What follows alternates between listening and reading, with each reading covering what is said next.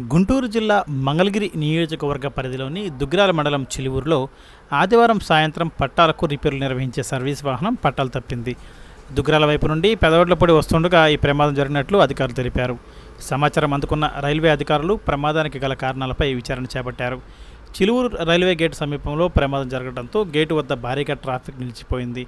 అనంతరం క్రేన్ సహాయంతో పక్కకు ఒరిగిన వాహనాన్ని పైకి తీశారు.